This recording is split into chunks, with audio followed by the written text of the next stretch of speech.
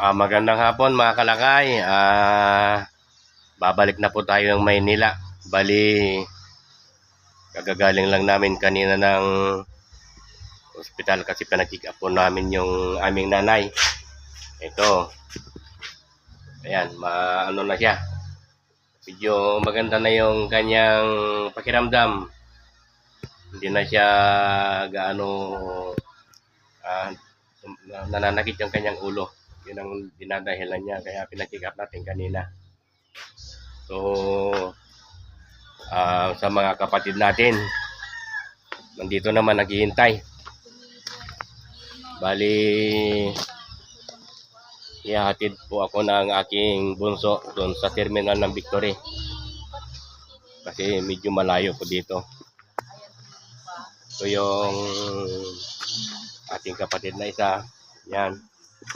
Yan yung si Ate Ambit. Shout out kay Ate Ambit, kay Amboy, Carlito Jr. Yan yung maghatid sa akin sa terminal ng Victory.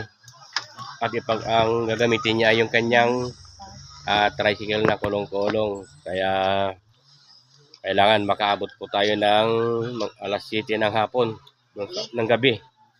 Doon sa Victoria Liner kasi yun ang oras ng alis nila doon. Para maaga po tayo makabalik ng Maynila, mga kalakay. So, maraming salamat po muli. At sana maganda-ganda yung pakiramdam din natin. Gawa ng may masama rin yung pakiramdam natin. Pati ako nagpa-check up din kanina sa doktor. Gawa ng medyo maglagnat tayo. Yung pala, may tama rin pala yung tonsil ko, mga kalakay. Tapos UTI, mayroon din.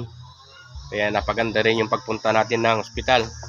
Dahil pati tayo nagpa-check up. So ayan, maraming salamat po muli.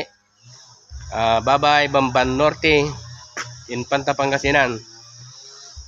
Sa susunod na bakasyon, pakaabot na rin po tayo ng dapat natin puntahan kasi hindi po tayo nakapunta ng Pistang Dagat sa Cato, Infanta.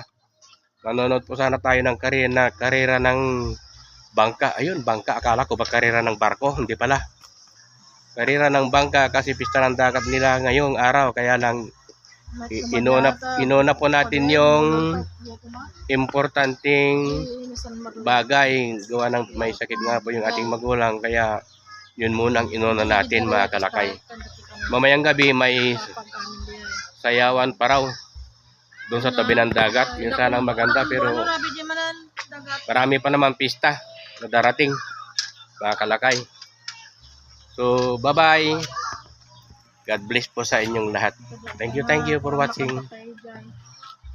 Bye-bye.